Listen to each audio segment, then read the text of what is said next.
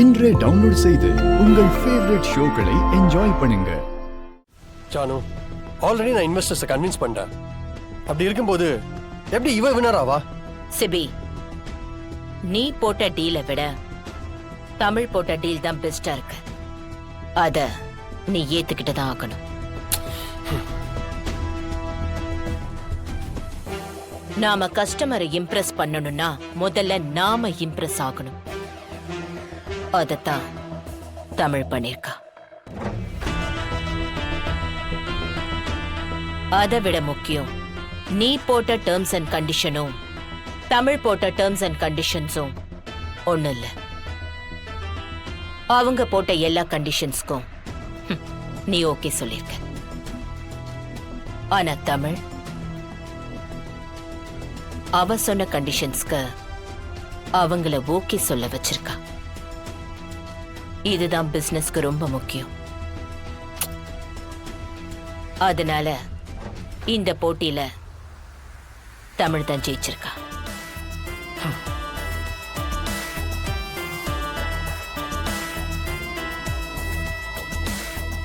இனிமே நீ ஆபீஸ்ல ஒரு சாதாரண எம்ப்ளாயியா தமிழ் சொல்றத கேட்டுதான் வேலை செய்யணும்.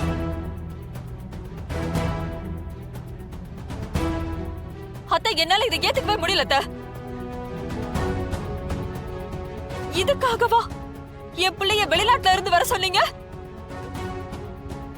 இப்படி அவமானப்படுறதுக்கு அவன் அங்கேயே இருந்திருப்பான்.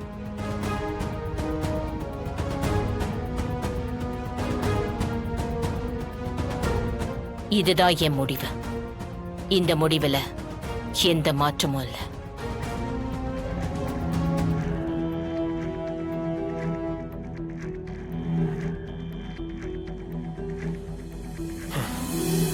சிவி, எதுக்காக இந்த போட்டியில நான் கலந்துகிட்டேன்? எல்லாம் ஜனாமாவால வந்தது. இல்ல, தப்பு தப்பு. அவங்க மேல எந்த தப்பும் இல்ல. தப்பெல்லாம் என்னோடதுதான். ஜனாமா சொன்னாங்கன்னா நான் ஏன் இதுக்கெல்லாம் ஒத்துக்கணும்? இல்ல, அதுக்கும் முன்னாடி வாரிசு நான் அனௌன்ஸ் பண்ணப்பவே வேண்டான்னு சொல்லியிருக்கணும். என்ன இருந்தாலும் நாம வெளியால் தான். இது ஜனாமாவோட குடும்ப பிரச்சனை. என்னதான் இன்னைக்கு நம்மள வாரிசுன்னு சொன்னாலும் அது உண்மையாயிடுமா? இல்ல, இதெல்லாம் செட் ஆகாது. சிபி சார் வந்ததும் நான் இந்த போட்டிக்காகலாம் இங்க வரல, வேலைக்காக தான் வந்தேன்னு சொல்லி ஒரு சாரி சொல்லிட்டு கிளம்பிட்டே இருக்கலாம். ஆமா, அதுதான் சரி. ஒரு நிமிஷம்,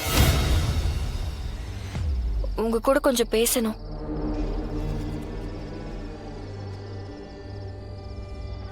அட மேடம், மேடம் நீங்களா? Good evening madam. Sorry madam, நான் உங்களை கவனிக்கல. சார், ப்ளீஸ், நடந்ததை நீங்க பர்சனலா எடுத்துக்காதீங்க. ஜனாமா சொன்னாங்கன்னு தான். பர்சனலா எடுத்துக்காம வேற எப்படி எடுத்துக்கிறதா சொல்லு? வேற எப்படி எடுத்துக்கணும்? நிஜமாவே எனக்கு இதுலலாம் விருப்பம் இல்ல சார், அவசியமும் இல்ல. இந்த பொறுப்பு பதவியெல்லாம் நீங்களே வச்சுக்கோங்க. ஏய், என்ன பிச்சை போடுறியா? ஐயோ சார், நான் அந்த அர்த்தத்துல சொல்லல. என்னாலதான் இங்க வீண் பிரச்சனையே. என்ன இது? என்ன அடுத்த டிராமாவா? சை சார், ப்ளீஸ் சார், நான் சொல்றத கொஞ்சம். இந்த பார், இந்த நடிப்புலாம் என் ஜானு கிட்ட வச்சுக்கோ. என் கிட்ட வந்தேன் வை.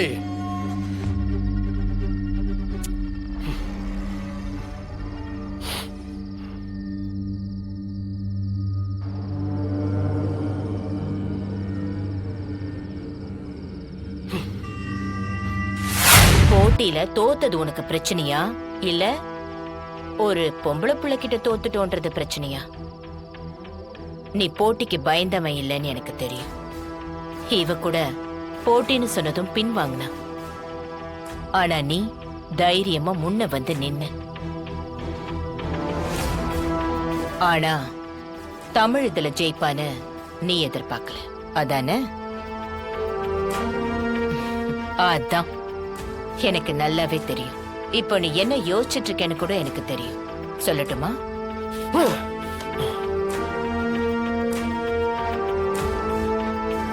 ஏதோ ஒரு பட்டிக்காட்டுல இருந்து மஞ்ச பைய தூக்கிக்கிட்டு கவர்மெண்ட் பஸ்ல வந்து இறங்குனவ தானே இவ. ஈஸியா அவளை ஜெயிச்சிடலான்னு தப்பு கணக்கு போட்டு இப்படி தோத்துட்டோமே. இனி இவ கிட்ட கை கட்டி நின்னு வேலை பார்க்கணும்னு தானே யோசிக்கிற? ஜனமா வேண்டாமா. நான் பேசிட்டு இருக்கிறப்போ யாரு குறுக்க பேசினாலும் எனக்கு பிடிக்காது.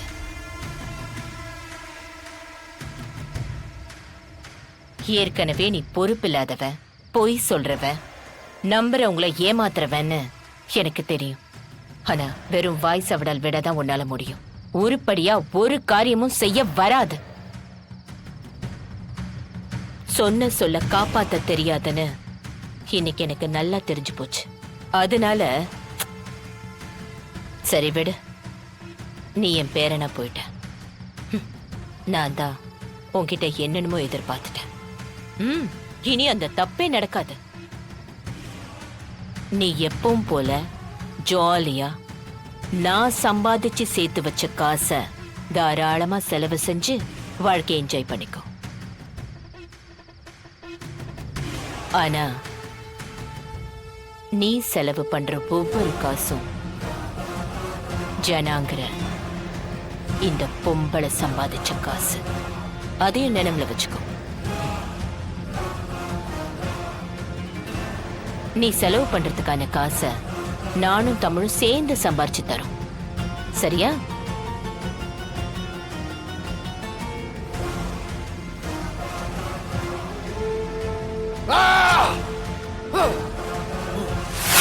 என்ன ஜனாமா, நீங்க சமாதானம் பண்ணி வைப்பீங்கன்னு பார்த்தா இப்படி பேசிட்டீங்களே. நாம தலைகீழ நின்னாலும் சாதிக்க முடியாத விஷயங்களை சின்னதா ஈகோவை தூண்டி விட்ட சாதிச்சிடலாம். புரியல? நாளைக்கு பாரு.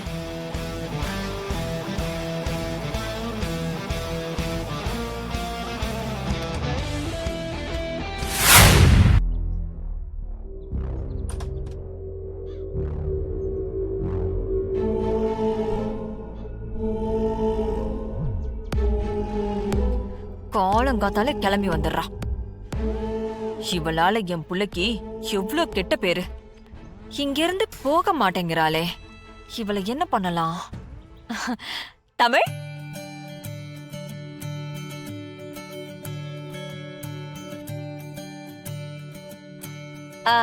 ஆபீஸ் போலையாமா? காலங்காத்தால நேரா வீட்டுக்கே வந்துருவியா? ஜனாமா தான் மேம் வர சொன்னாங்க. ஆவுனா இத ஒன்னு சொல்லிடு.